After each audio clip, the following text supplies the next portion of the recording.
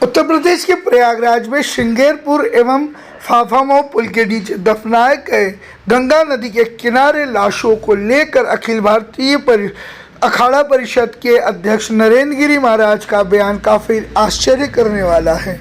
जहां एक और इस विषय में उत्तर प्रदेश सरकार के आदेश के बाद प्रयागराज के जिलाधिकारी भानुचंद्र गोस्वामी ने 2 सदस्यीय कमेटी का गठन कर जांच के आदेश दे दिए हैं, जिसमें जिलाधिकारी, उप जिलाधिकारी नगर एवं पुलिस अधीक्षक गंगापार द्वारा जांच कर दोषी व्यक्तियों के खिलाफ कार्रवाई किए जाने के आदेश दिए गए हैं। वहीं पे सरकार का पक्ष पे अपना बयान जारी करते हुए नरेंद्र गिरी ने कहा है कि गंगा के किनारों में लाशों को दफन करना हमारे वैदिक परंपरा में उल्लेखित है और ग्रीष्मकाल में नदी के पानी के सूख जाने की वजह से आज ये लाशें रेत के बाहर आ गई हैं, जिससे सरकार की कोई गलती नहीं है और इस मामले को तूल देना भी उचित नहीं है। तथाकथित लोगों द्वारा इस मामले को तूल देकर सरकार को बदनाम करने का प्रयास किया गया है।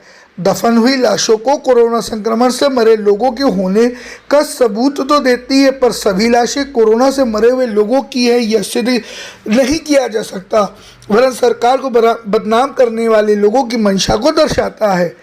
इससे पहले भी अखिल भारतीय अखाड़ा परिषद के अध्यक्ष नरेंद्र गिरी द्वारा कई विवादित मामलों पर सरकार के पक्ष में अपना बयान प्रस्तुत कर अपना उल्लू सीधा करते देखा गया है। अभी हाल में ही उनके शिष्य आनंद गिरी द्वारा उन पर काफ़ी आरोप लगाए गए, जिसका रहस्यमय तरीके से समाप्त होना एवं पूर्णतः उसको झुठला देना ये इस बात का सबूत है कि सरकार के पक्ष में दिए गया यह बयान संधि के विशिष्ट शर्तों को भी प्रदर्शित कर रहा है या अपनी छवि को सुधारने के लिए नरेंद्र गिरी द्वारा सरकार को एक तरीके से अपने बातों में फंसाने का भी काम चल रहा है। अब ये क्या है ये समझ के परे है। इसी बीच नगर आयुक्त ने भी ये बयान दिया है कि किसी प्रकार से लाशों के ऊपर से कपड़ों के हटाने इत्यादि की कोई भी आदेश उन्होंने पारित नहीं किए हैं एवं ना ही जिला प्रशासन द्वारा दिया गया है और इस विषय में जो भी कार्य किए जा रहे हैं इस विषय वो जिलाधिकारी के आदेशानुसार उनका जांच किया जाएगा एवं दोषियों को सजा दी जाएगी। समस्या ये नहीं है कि लाशों के ऊपर से कपड़े हटाए गए, या समस्या यह भी नहीं है कि पानी के सूखने से रेत से लाशों का बाहर आना तय हो गया था, बल्कि समस्या यह है कि आज सचमुच यह लाशें कोरोना से ग्रसित लोगों के, मरे हुए लोगों की हैं या फिर ये लाशें वैदिक परंपरा के अनुसार वहाँ पे दफनाए गए हैं। लेकिन देखना अब ये जा रहा है और समझा भी ये जा रहा है कि कहीं ना कहीं को हर कोई इस लाशों के ऊपर खेल खेल कर अपना उल्लू सीधा करने में लगा हुआ है।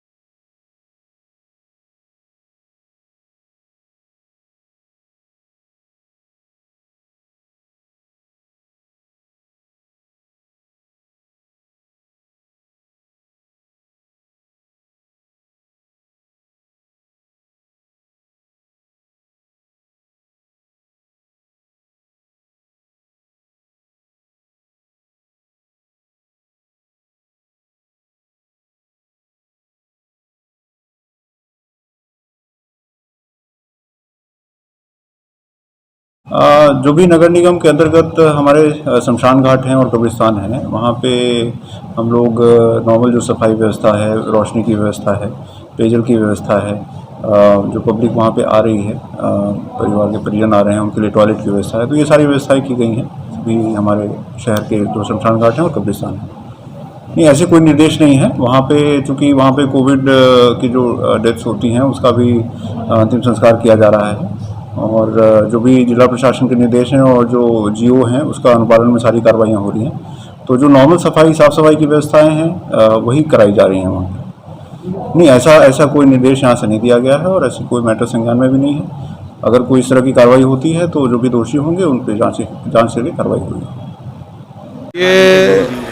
यह कहना गलत है कि इसमें शासन की लापरवाही है या लकड़ी का या दाह संस्कार का सामान नहीं मिल रहा है।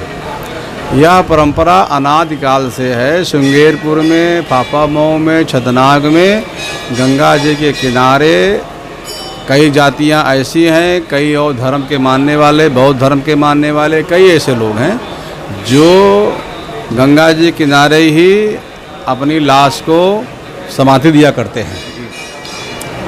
आज समस्या क्या है कि गंगा का स्तर कम होने से जो लाशें वहाँ दफनाई गई हैं वो दिखाई पड़ जाती है।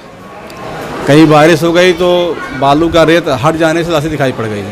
यह मैं मानता हूँ कि कोरोना के कारण भी अधिकांश लोग मृत्यु हुई है और जिनकी परंपराएं गाड़ने की है, दफनाने की है, वो तो समाधि देंगे। तो लेकिन हम आपसे इतना कहना चाहते हैं कि इसमें शासन का मुझे लगता है कोई दोष है नहीं।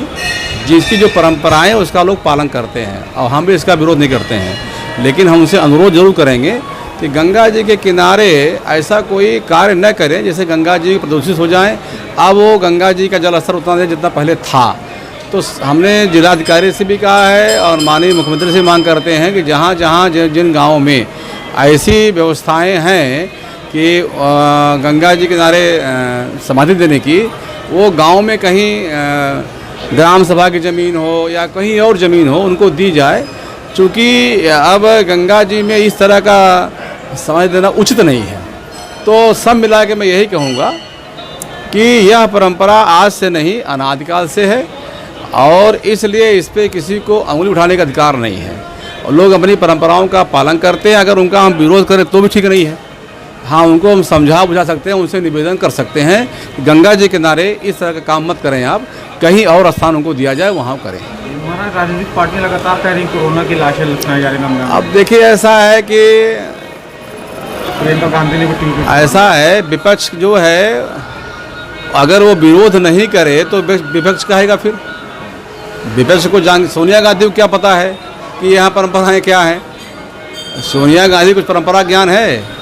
जब परंपरा होती है तो परंपरा ज्ञान पहले लेना चाहिए आदमी।